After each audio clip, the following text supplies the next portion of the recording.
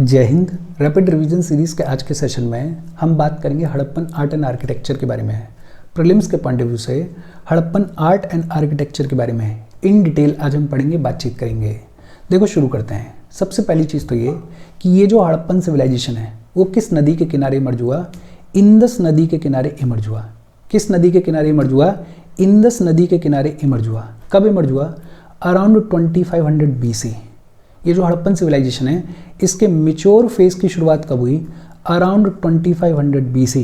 और ये जो हड़प्पन सिविलाइजेशन है ये कहाँ पे इमर्ज हुआ, कहाँ पे स्प्रेड हुआ? इंडिया के वेस्टर्न और नॉर्थ वेस्टर्न हिस्से में हड़प्पन सिविलाइजेशन स्प्रेड होगा। ये जो हड़प्पन सिविलाइजेशन है इसको इंदस वैली सिविलाइजेशन भी बुलाया जाता है। बहुत सिंपल, हड़प्पन सिविलाइजेशन किस नदी के किनारे इमर्ज हुआ? इंदस नदी के किनारे इमर्ज हुआ। कब इमर्ज हुआ? Around 2500 BC। और कहाँ पे इमर्ज हुआ? इंडिया के वेस्टर्न और नॉर्थ वेस्टर्न हिस्से में हड़प्पन सिविलाइजेशन इमर्ज होगा, स्प्रेड करेगा। हड़प्पन सिविलाइजेशन को इंदस वैली सिविलाइजेशन भी बुलाया जाता है। ये जो इंदस वैली सिविलाइजेशन है इसकी दो मेजर सिटीज़ के नाम क्या हैं? एक थी हड़प्पा और दूसरी थी मोहनजोदाड़ो। इंदस वैली सिविलाइजेशन की दो मेजर सिटीज़ कौन कौन सी हैं? एक थी हड़प्पा, यहाँ मैप में देखो, और दूसरी थी मोहनजोदाड़ो। ये जो मैप है इसको थोड़ा सा दिमाग में रखना। इंदस वैली सिविलाइजेशन जाना जाता है अपने अर्बन सिविक प्लानिंग के लिए। हड़प्पा और मोहनजोदाड़ो जो हैं they are the earliest and finest examples of urban civic planning. इन दोनों सिटीज़ में जो रोड्स का नेटवर्क था वो प्रॉपरली प्लान था। जो हाउसेस बनाए गए थे वो प्रॉपरली प्लान करके बनाए गए थे। और जो ड्रेनेज का सिस्टम था वो बहुत ही ज़्यादा एडवांस था। इंदस वैली सिविलाइजेशन की दो मेजर सिटीज़ कौन सी थी? एक हड़प्पा और दूसरी मोहनजोदाड़ो। ये जो हड़प्पा और मोहनजोदाड़ो हैं इनमें remarkable sense of town planning देखने को मिलती है। जो टाउन प्लानिंग है वो बहुत बेहतरीन की गई थी। और टाउन प्लानिंग के लिए जो पैटर्न फॉलो किया गया था वो पैटर्न कौन सा फॉलो किया गया? Rectangular grid pattern. कौन सा पैटर्न फॉलो किया गया? Rectangular grid pattern. इस इमेज में थोड़ा बहुत आपको दिख रहा होगा। और इन टाउन्स में जो रोड्स का नेटवर्क था वो नॉर्थ साउथ से ईस्ट वेस्ट डायरेक्शन में रन करता था। जो रोड्स का नेटवर्क था वो नॉर्थ साउथ से ईस्ट वेस्ट डायरेक्शन में रन करता था। और ये जो रोड्स थी वो एक दूसरे को ऑलमोस्ट 90 डिग्री के एंगल पे कट किया करती थी। बेहद सिंपल, हड़प्पा और मोहनजोदाड़ो में remarkable sense of town planning देखने को मिलता है। और टाउन प्लानिंग के लिए जो पैटर्न फॉलो किया गया वो कौन सा था? Rectangular grid pattern. और इन टाउन्स में जो रोड्स का नेटवर्क था वो नॉर्थ साउथ से ईस्ट वेस्ट डायरेक्शन में रन करता था। और ये जो रोड्स थी वो एक दूसरे को ऑलमोस्ट 90 डिग्री के एंगल पे कट करती थी। इंदस वैली सिविलाइजेशन में मेनली 3 टाइप की बिल्डिंग्स देखने को मिलती हैं। कौन कौन सी? एक तो ड्वेलिंग हाउसेस। ड्वेलिंग हाउसेस वो घर जहाँ पे आम लोग रहते थे। दूसरा पब्लिक बिल्डिंग्स। पब्लिक बिल्डिंग्स जैसे ग्रेनरीज देखने को मिलती हैं, ग्रेन्स को स्टोर करने के लिए। एडमिनिस्ट्रेटिव बिल्डिंग्स देखने को मिलती हैं। और इसके अलावा पब्लिक बाथ्स। तो हड़प्पा और मोहनजोदाड़ो में प्राइमरीली 3 टाइप की बिल्डिंग्स देखने को मिली। कौन कौन सी? एक तो ड्वेलिंग हाउसेस, दूसरा पब्लिक बिल्डिंग्स और तीसरा पब्लिक बाथ्स। और ये जो बिल्डिंग्स थी इनको बनाया जाता था बर्न्ट मड ब्रिक्स के थ्रू। कैसे बनाया जाता था? बर्न्ट मड ब्रिक्स के थ्रू इनको बनाया जाता था। और ये जो ब्रिक्स थी इनकी डायमेंशंस स्टैंडर्डाइज थी। मतलब जो ब्रिक्स की डायमेंशंस भी थी वो एकदम स्टैंडर्डाइज थी। और ये जो मड ब्रिक्स थी इनको ज्वाइन करने के लिए जिप्सम मॉर्टर को यूज़ किया जाता था। मड ब्रिक्स को ज्वाइन करने के लिए जिप्सम मॉर्टर को यूज़ किया जाता था। और शहर को कुछ इस तरीके से प्लान किया गया था कि शहर को 2 पार्ट्स में डिवाइड किया गया। कौन कौन से 2 पार्ट्स में? एक पार्ट था सिटाडेल। ये जो सिटाडेल था ये थोड़ा ऊंचा उठा हुआ था, तो अपरेज्ड सिटाडेल। और ये जो सिटाडेल था ये शहर के वेस्टर्न हिस्से में हुआ करता था। सिटाडेल जो है वो शहर के वेस्टर्न हिस्से में हुआ करता था। और सिटाडेल के अंदर ग्रेनरीज देखने को मिलती थी, ग्रेन्स को स्टोर करने के लिए जो बिल्डिंग्स हुआ करती थी वो ग्रेनरीज इन्हीं सिटाडेल में देखने को मिलती थी। एडमिनिस्ट्रेटिव बिल्डिंग्स इसी सिटाडेल में लोकेटेड थी। इसके अलावा पिलर्ड हॉल्स और कोर्टयार्ड्स भी इसी सिटाडेल में लोकेटेड थे।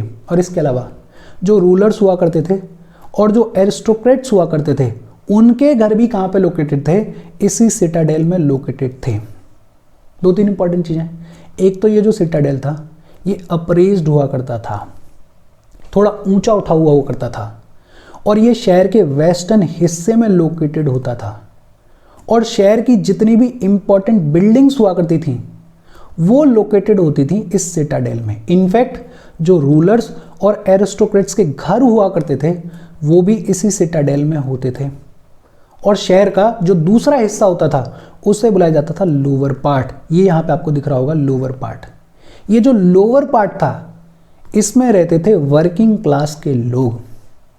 जनरली इस लोअर पार्ट में 1 राउंडेड रूम्स हुआ करते थे, स्मॉल 1 राउंडेड रूम्स हुआ करते थे। लेकिन कुछ कुछ जो घर होते थे वो डबल स्टोरीड भी हुआ करते थे। तो ये भी इंपॉर्टेंट है कि lower part of the city में डबल स्टोरी के मकान भी देखने को मिलते थे। और ये जो लोअर पार्ट था इसमें लोगों के पास में प्राइवेट वेल्स हुआ करते थे, पानी की कोई कमी नहीं थी, प्राइवेट वेल्स हुआ करते थे। और ये एरिया प्रॉपरली वेंटिलेटेड होता था। बहुत सिंपल, हमने क्या बात की कि हड़प्पा और मोहनजोदाड़ो जाने जाते हैं अपने remarkable sense of town planning के लिए। पैटर्न कौन सा फॉलो किया गया? Rectangular grid pattern. जो रोड्स हैं वो नॉर्थ साउथ से ईस्ट वेस्ट डायरेक्शन में रन करती थी और एक दूसरे को ऑलमोस्ट 90 डिग्री के एंगल पे कट किया करती थी। 3 टाइप की बिल्डिंग्स देखने को मिली। कौन कौन सी? एक तो ड्वेलिंग हाउसेस, दूसरा पब्लिक बिल्डिंग्स और तीसरा पब्लिक बाथ्स। और इनको बनाने के लिए मड ब्रिक्स को यूज़ किया जाता था। और ये जो ब्रिक्स होती थी इनकी डायमेंशंस स्टैंडर्डाइज्ड होती थी। ब्रिक्स को ज्वाइन किया जाता था जिप्सम मॉर्टर के थ्रू। जो पूरा शहर है उसको 2 पार्ट्स में डिवाइड किया जाता था। कौन कौन से 2 पार्ट्स? एक तो सिटाडेल। ये जो सिटाडेल होता था ये अप्रेज्ड होता था, वेस्टर्न पार्ट में लोकेटेड होता था और शहर की जितनी भी इंपॉर्टेंट बिल्डिंग्स हुआ करती थी वो इसी सिटाडेल में लोकेटेड होती थी। और दूसरा हिस्सा लोअर पार्ट। लोअर पार्ट में वर्किंग क्लास के लोग रहते थे। प्रीलिम्स के पॉइंट ऑफ व्यू से इंपॉर्टेंट कि ये जो लोअर पार्ट होता था इसमें कुछ कुछ घर डबल स्टोरीड भी हुआ करते थे। एक और इंपॉर्टेंट नोट है कि इंडस वैली सिविलाइजेशन में लंबे चौड़े मॉन्यूमेंटल स्ट्रक्चर्स देखने को नहीं मिलते हैं। इंडस वैली सिविलाइजेशन में लार्ज मॉन्यूमेंटल स्ट्रक्चर्स देखने को नहीं मिलते हैं। जैसे इंडस वैली सिविलाइजेशन में टेम्पल्स देखने को नहीं मिलते हैं। और ये प्रीलिम्स के पॉइंट ऑफ व्यू से इंपॉर्टेंट हो जाता है। इंडस वैली सिविलाइजेशन में टेम्पल्स देखने को नहीं मिलते हैं और रूलर्स के लिए जो महल वगैरह होते हैं वो महल भी देखने को नहीं मिलते हैं इंडस वैली सिविलाइजेशन में। इंडस वैली सिविलाइजेशन में लार्ज मॉन्यूमेंटल स्ट्रक्चर्स देखने को नहीं मिलते हैं, टेम्पल्स देखने को नहीं मिलते हैं और रूलर्स के जो पैलेसेस होते हैं वो भी देखने को नहीं मिलते हैं। इंडस वैली सिविलाइजेशन का जो सबसे इंपॉर्टेंट फीचर है वो क्या है? Public baths. Indus Valley Civilisation में, हड़प्पा में, मोहनजोदाड़ो में पब्लिक बाथ्स देखने को मिलती हैं। और ये जो पब्लिक बाथ्स हैं ये दिखाती हैं रिचुअलिस्टिक प्रैक्टिसेस की इंपॉर्टेंस को। ये जो पब्लिक बाथ्स हैं ये सिग्निफाई करती हैं कि ये जो इंडस वैली सिविलाइजेशन था इसमें रिचुअल्स को भी इंपॉर्टेंस दी जाती थी। ये जो पब्लिक बाथ्स थे इनके आसपास रूम्स हुआ करते थे, लंबी चौड़ी गैलरीज हुआ करती थी। जो सबसे फेमस पब्लिक बाथ है वो कौन सी है? Great bath of Mohenjodaro. ये फोटो जो है ये इसी ग्रेट बाथ ऑफ मोहनजोदाड़ो का है। तो पब्लिक बाथ्स और इसके अलावा जो सबसे सिग्निफिकेंट फीचर था इंडस वैली सिविलाइजेशन का वो था advance drainage system. Drainage system को बड़ा प्रॉपरली प्लान किया गया था। हर घर के बाहर छोटे छोटे ड्रेन्स हुआ करते थे और ये जो छोटे छोटे ड्रेन्स होते थे ये लार्जर ड्रेन्स के साथ में कनेक्टेड होते थे। और ये जो लार्जर ड्रेन्स हुआ करते थे ये रोड्स के किनारे पे बहते थे और इनको लूजली कवर किया जाता था ताकि इनको रेगुलर इंटरवल्स पे क्लीन किया जा सके। सेसपिट्स हुआ करती थी, सीवेज के लिए सेसपिट्स हुआ करती थी और ये जो सेसपिट्स होती थी इनको भी रेगुलर इंटरवल्स पे क्लीन किया जाता था। मेसोपोटामिया के जो लोग थे वो इंडस वैली सिविलाइजेशन को बुलाया करते थे मेलुआ क्या बुलाया करते थे? मेलुआ बुलाया करते थे। मेसोपोटामिया के लोग इंडस वैली सिविलाइजेशन को क्या बुलाते थे? मेलुआ बुलाते थे। देखो बड़ी सिंपल सी चीज़ें हैं। मेरी उम्मीद ऐसी है कि ये ऑलरेडी आपने पढ़ लिया होगा, अब तक तो प्रीलिम्स के पॉइंट ऑफ व्यू से आपने पढ़ लिया होगा। अब इसमें बहुत सारी चीज़ें मोटी मोटी हैं जो आपको पता है कि यार रोड जो है वो 90 डिग्री पे कट किया करती थी, 3 टाइप के बिल्डिंग्स मिलते थे। लेकिन जो ध्यान दोगे आप वो कैसा कि ये जो लोअर पार्ट है इसमें डबल स्टोरी के मकान भी देखने को मिलते थे, इस पे ध्यान रखना। फिर इसके अलावा इंडस वैली सिविलाइजेशन में टेम्पल्स देखने को नहीं मिलते थे, पैलेसेस देखने को नहीं मिलते थे, जो एडवांस ड्रेनेज का सिस्टम था उसमें सेस्पेट्स देखने को मिलते थे। और ये जो मेसोपोटामिया के लोग थे ये इंडस वैली सिविलाइजेशन को क्या बुलाते थे? मेलुआ बुलाते थे। बहुत सिंपल इजी सी चीज़ें हैं। हम आगे बढ़ें उससे पहले वीडियो पर लाइक के बटन को दबा दो। लाइक दबाना ज़रूरी है बिकॉज यूट्यूब ऐसा ही फंक्शन करता है। जब आप वीडियो पे लाइक के बटन को दबाते हो तो यूट्यूब वीडियो को कंसिडर करता है और थोड़ा सा पुश कर देता है। तो लाइक का बटन दबा दो, शेयर कर दो अपने सोशल मीडिया हैंडल्स पे, व्हाट्सएप वगैरह पे अपने फ्रेंड्स को, जो भी लोग इसमें इंटरेस्टेड हैं, इससे रिलेटेड पढ़ाई कर रहे हैं, उनको शेयर कर दो। और होपफुली ये दोनों चीज़ें तो आपने कर भी दी होंगी बिकॉज इसमें आपका कुछ जाता नहीं है। और चैनल की ग्रोथ के लिए ये दोनों चीज़ें बेहद इंपॉर्टेंट हैं। अगर चैनल को सब्सक्राइब नहीं किया है तो चैनल को फॉर श्योर सब्सक्राइब भी कर लो। और अगर आप केपेबल हो, हेल्प करना चाहते हो तो आप हमें हेल्प कर सकते हो by clicking on the join button, या फिर आप कंट्रीब्यूट कर सकते हो QR कोड को स्कैन करके। अच्छा, फिर इसके बाद बात आती है अबाउट द मेजर या most important sites of Indus Valley Civilisation. Indus Valley Civilisation की इंपॉर्टेंट साइट्स कौन कौन सी हैं? एक है हड़प्पा। हड़प्पा जो है वो प्रेजेंट डे पाकिस्तान में मिली। हड़प्पा कहाँ पे मिली? प्रेजेंट डे पाकिस्तान में मिली। किस नदी के किनारे? रावी नदी के किनारे हड़प्पा मिला। हड़प्पा प्रेजेंट डे पाकिस्तान में किस नदी के किनारे? रावी नदी के किनारे। और क्या क्या इंपॉर्टेंट फीचर्स देखने को मिले हड़प्पा में? एक तो 2 rows of 6 granaries. Granaries grains को स्टोर करने के लिए बनाई जाती थी और उस टाइम पे ग्रेन्स को स्टोर करना, आज भी ग्रेन्स को स्टोर करना अपने आप में इंपॉर्टेंट होता है। तो ये इंपॉर्टेंट बिल्डिंग्स हुआ करती थी। हड़प्पा में 2 रो विद 6 ग्रेनरीज देखने को मिलती हैं। इसके अलावा stone symbol of lingam and योनि देखने को मिलता है। मतलब कुछ प्रेयर फॉर्म की चीज को भी इंडिकेट किया गया है। पशुपति महादेव की जो प्रेयर है उसको इंडिकेट करते हैं ये सिंबल्स। मदर गॉडेस का स्कल्पचर देखने को मिलता है। इसके अलावा वुड के मॉर्टर में व्हीट और बार्ले भी देखने को मिलता है हड़प्पा में। और ये प्रीलिम्स के पॉइंट ऑफ व्यू से इंपॉर्टेंट हो जाता है कि इंडस वैली सिविलाइजेशन में व्हीट और बार्ले की खेती होती थी, मतलब व्हीट और बार्ले को उगाया जाता था। ये जो हड़प्पा है यहाँ पे dog chasing a deer in a bronze metal का भी स्कल्पचर देखने को मिलता है। और इसका एक मतलब क्या है कि ये जो हड़प्पन सिविलाइजेशन के लोग थे इनको डॉग की भी जानकारी थी, इनको डियर की भी जानकारी थी। हड़प्पा में कॉफिन बरियल सिस्टम देखने को मिलता है और कॉफिन बरियल सिस्टम जो है वो सिर्फ हड़प्पा में ही मिलता है पूरे इंडस वैली सिविलाइजेशन में। फिर रेड सैंडस्टोन का मेल टोर्सो भी देखने को मिलता है। यहाँ पे डाइस देखने को मिलता है, कॉपर स्केल देखने को मिलता है, मिरर देखने को मिलता है। और देखो ये छोटी छोटी चीज़ें हैं और इम्पॉर्टेंट हैं। इन्हीं में से पूछ लेंगे कि बताओ भाई कॉपर स्केल मिलता था या नहीं मिलता था हड़प्पा में? मिलता था। बताओ कॉफिन बरियल सिस्टम कहाँ पे देखने को मिलता था और सिर्फ कहाँ पे देखने को मिलता था? हड़प्पा में देखने को मिलता था। डॉग चेजिंग अ डियर का जो ब्रॉन्ज मेटल है वो कहाँ पे देखने को मिलता है? वो भी हड़प्पा में देखने को मिलता है। व्हीट और बार्ले कहाँ पे देखने को मिलता है? हड़प्पा में देखने को मिलता है। तो ये सारी चीज़ें आपको पढ़नी पड़ेंगी, याद रखनी पड़ेंगी। फिर दूसरी साइट है मोहनजोदाड़ो। ये जो मोहनजोदाड़ो है ये भी प्रेजेंट डे पाकिस्तान में है। किस नदी के किनारे? इंडस नदी के किनारे। मोहनजोदाड़ो में सिटाडेल देखने को मिलता है, सिटाडेल जिसके बारे में अभी हम पढ़ के आए हैं। ग्रेट बाथ देखने को मिलता है, अभी हमने बात की थी। ग्रेट ग्रेनरी भी यहाँ पे देखने को मिलती है। पोस्ट क्रीमेशन बरियल भी मोहनजोदाड़ो में देखने को मिलता है। फिर इसके अलावा एक बियर्डेड प्रीस्ट का जो स्कल्पचर है वो भी मोहनजोदाड़ो में देखने को मिलता है। डांसिंग गर्ल का जो ब्रॉन्ज स्टैचू है वो भी मोहनजोदाड़ो में देखने को मिलता है और ये बड़ा पॉपुलर है। तो ये जो डांसिंग गर्ल का ब्रॉन्ज स्टैचू है वो कहाँ पे देखने को मिलता है? मोहनजोदाड़ो में देखने को मिलता है। पशुपति सील, पशुपति महादेव की जो सील है वो भी कहाँ पे देखने को मिलती है? वो भी मोहनजोदाड़ो में देखने को मिलती है। और एक यूनिकॉर्न मोटिफ जो है, जो कि मोस्ट कॉमन मोटिफ इन सील्स थी जो कि इंडस वैली सिविलाइजेशन में मिलती थी। सबसे कॉमन मोटिव सील जो है वो यूनिकॉर्न मोटिव भी कहाँ पे मिलती थी? मोहनजोदाड़ो में मिलती थी। अब देखो प्रीलिम्स के पॉइंट ऑफ व्यू से आपको याद रखना पड़ेगा कि सिटाडेल कहाँ पे देखने को मिलता है? मोहनजोदाड़ो में देखने को मिलता है। पोस्ट क्रीमेशन बरियल कहाँ पे देखने को मिलता है? मोहनजोदाड़ो में देखने को मिलता है। बियर्डेड प्रीस्ट का जो स्कल्पचर है वो भी कहाँ पे मिला है? मोहनजोदाड़ो में मिला है।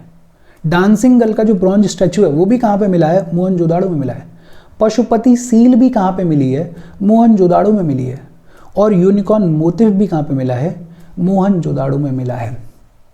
एक पेज लो, इन छोटी छोटी चीज़ों को एक एक लाइन में लिखते जाओ कि भाई हड़प्पा में ये 4 चीज़ें मिली हैं, मोहनजोदाड़ो में ये 4 चीज़ें मिली हैं, और उसको 4-6 बार रिवाइज करो तभी ये चीज़ें याद रहेंगी। फिर इसके बाद धोलावीरा। धोलावीरा कहाँ पर है? गुजरात में है।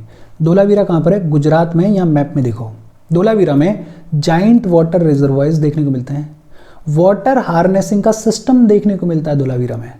धोलावीरा में वाटर हार्नेसिंग का सिस्टम देखने को मिलता है। यहाँ पे स्टेडियम देखने को मिलता है, डैम्स देखने को मिलते हैं, एम्बैंकमेंट्स देखने को मिलते हैं। बेहद इंपॉर्टेंट, धोलावीरा जो है वो इंडस वैली सिविलाइजेशन की लार्जेस्ट डिस्कवर्ड सिटी है। इंडस वैली सिविलाइजेशन की लार्जेस्ट डिस्कवर्ड सिटी कौन सी है? धोलावीरा है। धोलावीरा को लोकली बुलाया जाता है कोट द टिम्बा। क्या बुलाया जाता है? कोट द टिम्बा बुलाया जाता है धोलावीरा को लोकली। और धोलावीरा में सिटीज़ की 3 प्लैन्ड डिविजन्स देखने को मिलती हैं। कौन कौन सी? एक मिडिल टाउन, दूसरा लोअर टाउन और तीसरा सिटाडेल।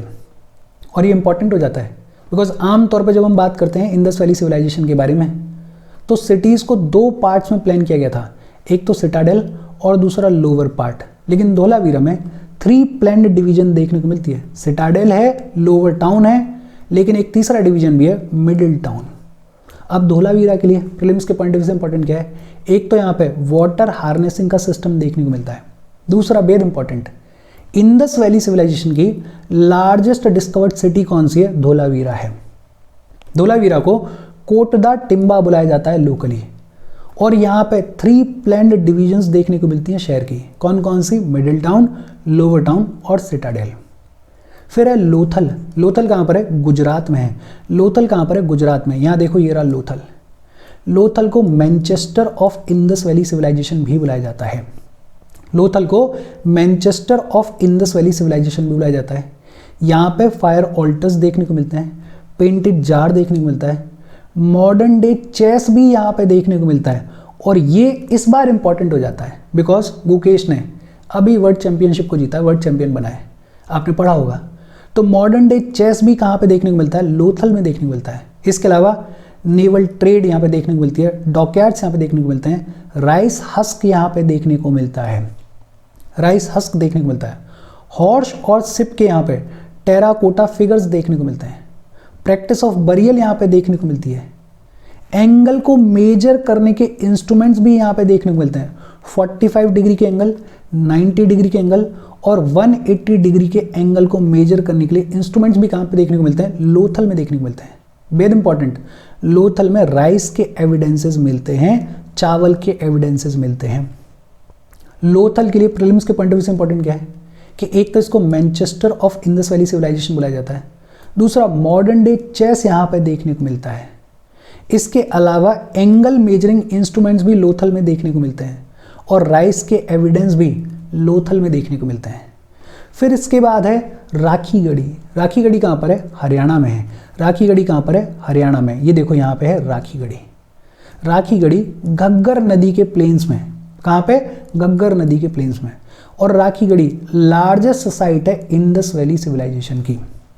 राखीगढ़ी लार्जेस्ट साइट है इंडस वैली सिविलाइजेशन की। कंफ्यूज नहीं होना, जब हम बात कर रहे थे धोलावीरा के बारे में, तो Dholavira is the largest discovered Indus Valley Civilisation city और राखीगढ़ी जो है वो लार्जेस्ट साइट है इंडस वैली सिविलाइजेशन की।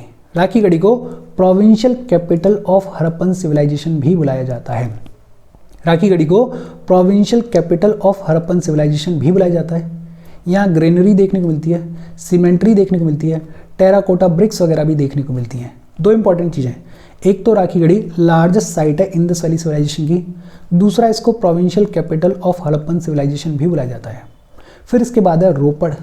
रोपड़ कहाँ पर है? पंजाब इंडिया में। कहाँ पर है? रोपड़ है पंजाब इंडिया में। यहाँ पे देखो मैप में, यहाँ है रोपड़। सतलज नदी के किनारे है रोपड़। और यहाँ पे dog burial with human in oval pit देखने को मिलता है। Dog burial with human in oval pit कहाँ पे देखने को मिलता है? रोपड़ में देखने को मिलता है। कॉपर की एक्स यहाँ पे देखने को मिलती है। और इंडिपेंडेंस के बाद जो पहली साइट एक्सकेवेट की गई वो कौन सी थी? वो रोपड़ थी।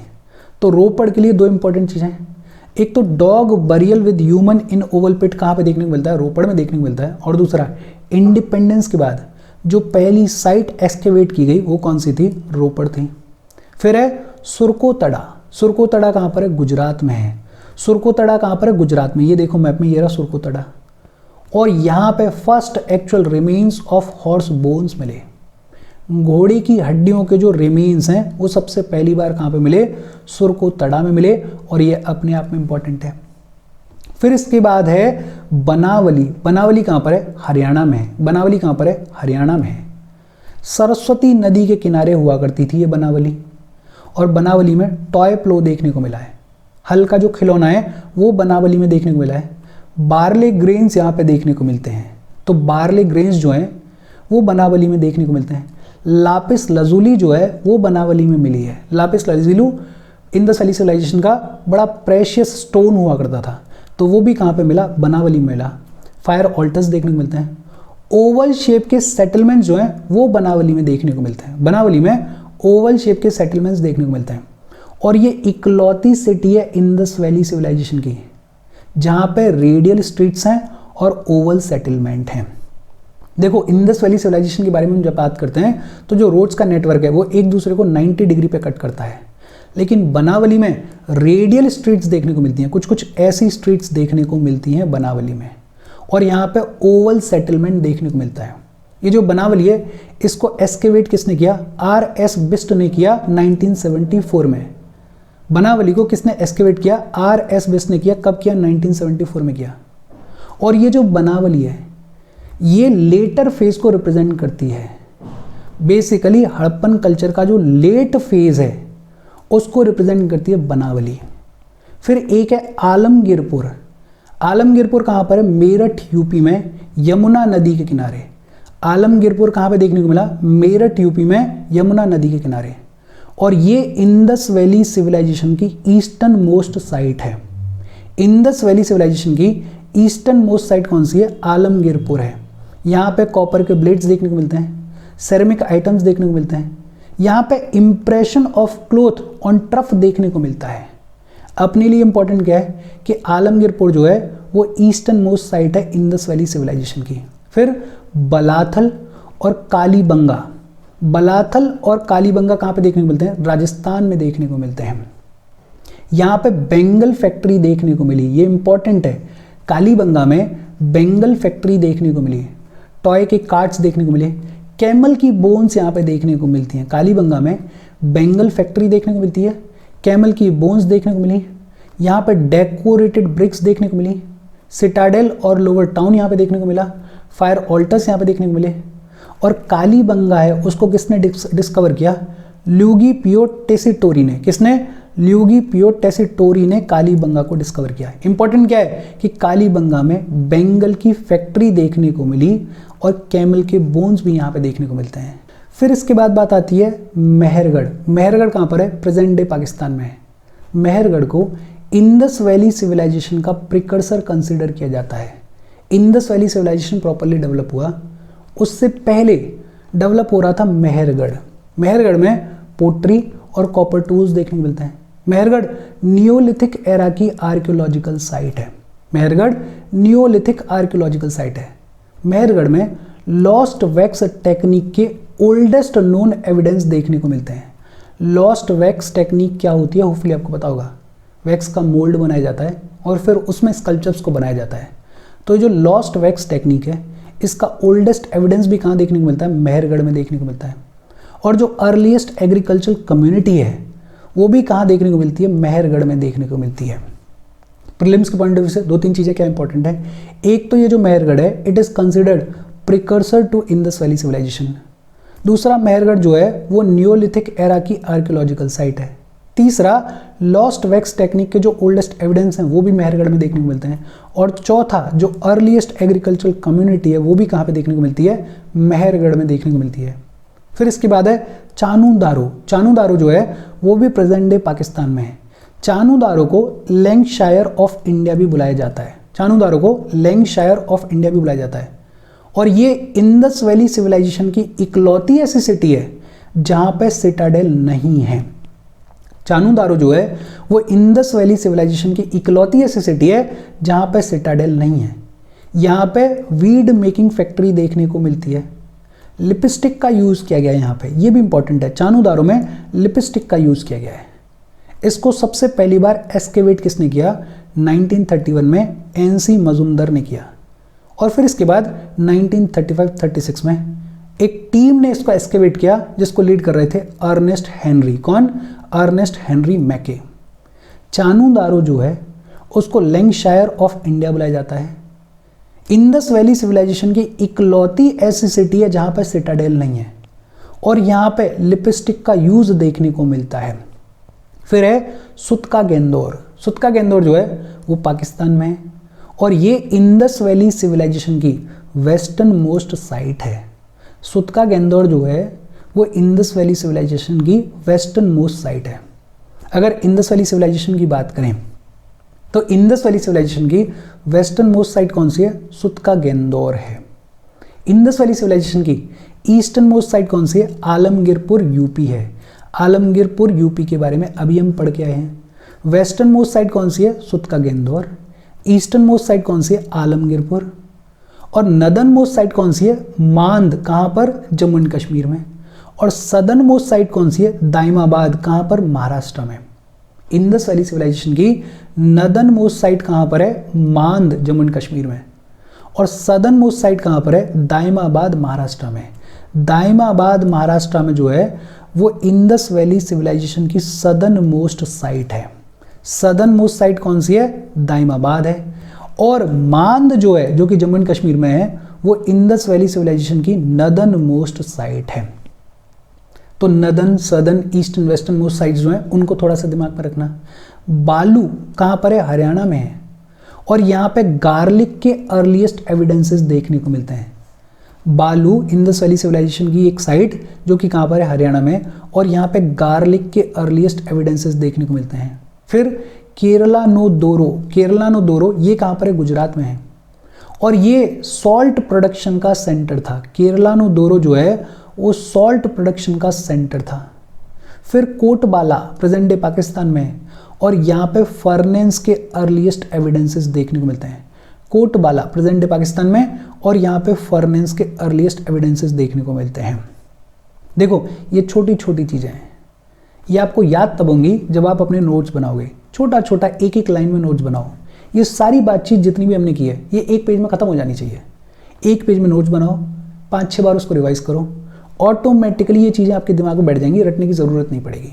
अच्छा, फिर इसके बाद इंडस वैली सिविलाइजेशन के पोर्ट्स की अगर बात करें तो लोथल है, कज है, कोटबाला है, कुंतसाई है, रंगपुर है और सुरकोत तड़ा है। ये जो पोर्ट्स के नाम है इनको भी मोटा मोटा दिमाग में रखो। लोथल है, कज है, कोटबाला है, कुंतसाई है, रंगपुर है और सुरकोत तड़ा है।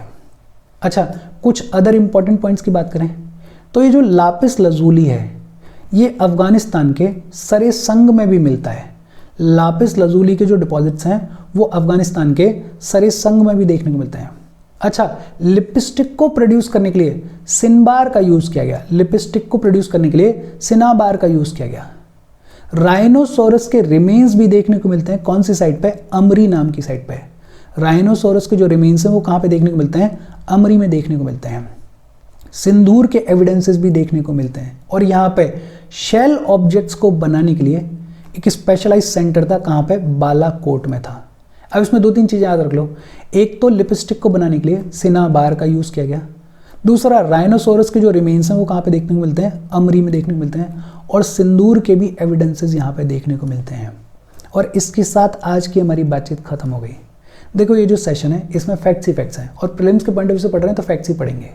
डिटेल में हमने वो बात नहीं की है कि इंदस वैली सिविलाइजेशन कैसे इमर्ज हो रहा है, पूरी कहानी क्या है, लोग कैसे थे। हमने बात की प्रीलिम्स के पॉइंट ऑफ व्यू से।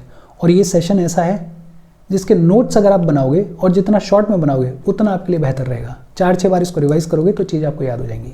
कोई डाउट हो कमेंट करके पूछ लेना। Thank you very much.